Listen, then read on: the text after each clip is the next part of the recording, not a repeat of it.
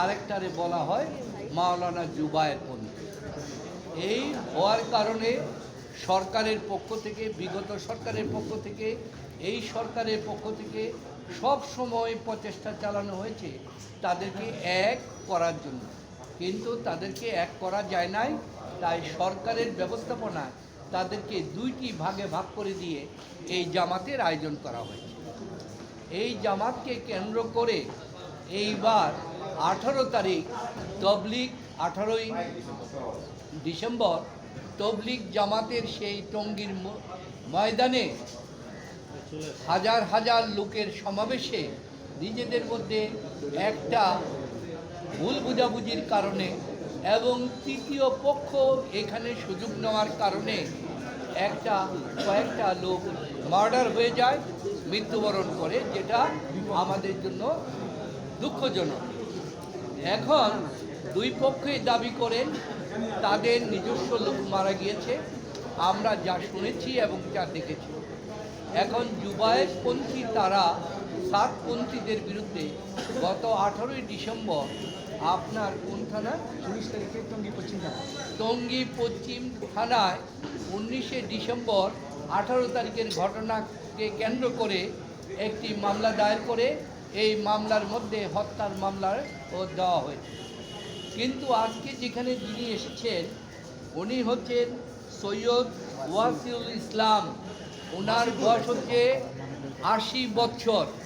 উনি গত 8 বছর যাবৎ হুইল চেয়ারে চলেন এবং এইখানে আসামিদের মধ্যে কয়েকজন আছেন প্রাক্তন সচিব, একজন আছেন ওয়াক্সের সচিব, বিভিন্ন জনে আপনারা জানেন তবলিগের যারা তারা হাইলি কোয়ালিফাইড ইউনিভার্সিটি টিচার, বিভিন্ন সচিব, বিভিন্ন জায়গা থেকে তারা আসেন, তাদেরকে এই মামলা আসামি করা হলো।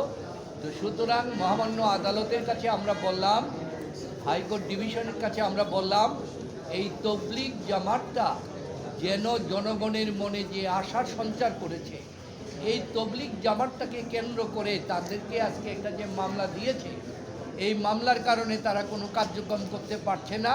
তাদের পরবর্তী তারিখ কবে তাদেরকে দেয়? 7, 8, 9 তাদের তারিখ ফেব্রুয়ারি। আর ওনাদের তারিখ 31শে জানুয়ারি, 31শে জানুয়ারি, 1, 2 হচ্ছে ফেব্রুয়ারি হচ্ছে মাওলানা জুবায়ের পন্থীদের।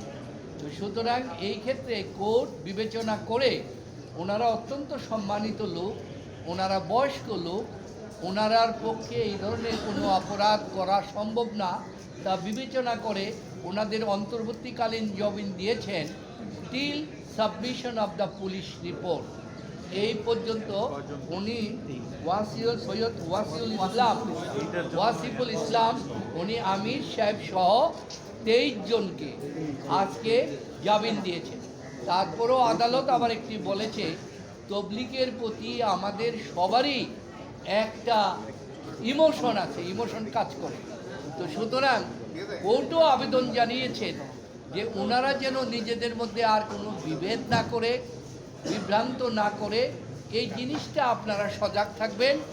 আর আমিও একজন আইনজীবী হিসাবে, আপনাদের সাংবাদিক বন্ধুদের একজন বন্ধু হিসাবে, তবলিগ জামাতের এই দুই পক্ষের কাছেই আমরা একটা আবেদন রাখতে চাই যে তবলিগের প্রতি এই দেশের মানুষ সকালে ভোরে কনকনা শীতের মধ্যে চলে যায় শেষ জামাত ওয়াজ আপনার দোয়া মাহফিলে হাজির হওয়ার জন্য, আখিরি মোনাজাতের জন্য।